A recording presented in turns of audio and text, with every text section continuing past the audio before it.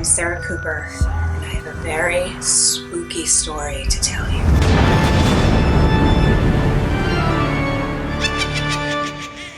A long time ago, before I met my husband, I was single. I was single for 5 years, and then I was desperate for 10. Sure, there's some things that are nice about being single, like going to bed alone makes it easier to cry myself to sleep.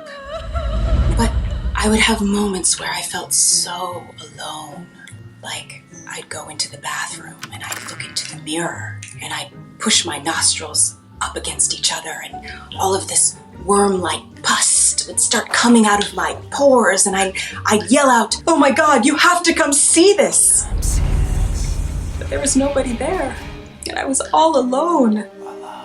And so I did what a lot of girls did back then. I logged on to a dating website. Yes, I said website because we didn't have apps back then. And I paid $24.95 a month to meet local singles in my area. Mostly divorced dads. Hey, hot stuff. I went on a date with one guy and he said that he didn't want to have sex with me because he liked me so much, which I didn't realize was code for I can't get an erection, which is true for 1 in 4 men, apparently, and that's not a medical statistic, that's just based on my own experience. I'm telling a spooky story.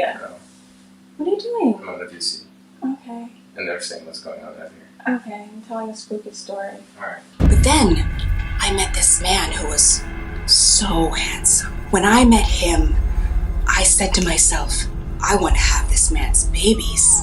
But I didn't say that out loud because I didn't want him to think that I was crazy.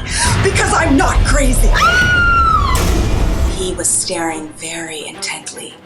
Not at me, but at the TV that was over my head with the game on it. Then when the bill came to be sexy and fun, I said, "Do you want me to get it?"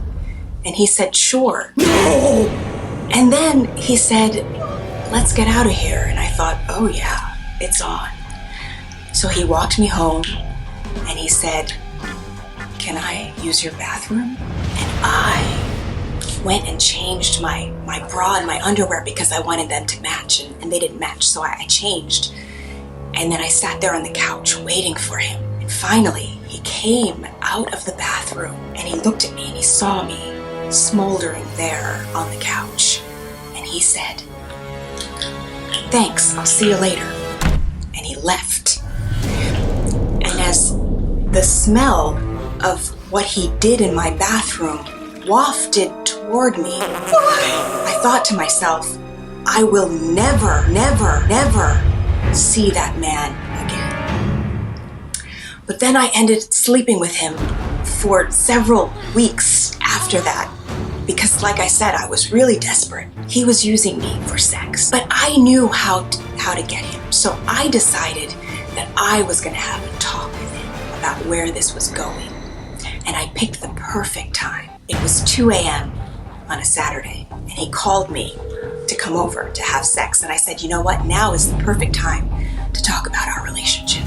So I said, "So, what do you think about us maybe doing things other than having sex?" And he said, "Do you want to be my girlfriend?" And I said, "What? I didn't say girlfriend." And he said, "You want to be my girlfriend." And I said, "Okay, yeah, I want to be your girlfriend." And he said, "See, was that so hard?" And then there was an awkward silence. And I said, "Do you want to be my boyfriend?" And he said, "No, I don't." And I said, "What? Why?" And he said, "Because I'm fucking a lot of bitches right now." That was the end of that relationship, and it was very scary. And that was my spooky ghost story. And be sure to watch my special, Sarah Cooper, Everything's Fine, on Netflix.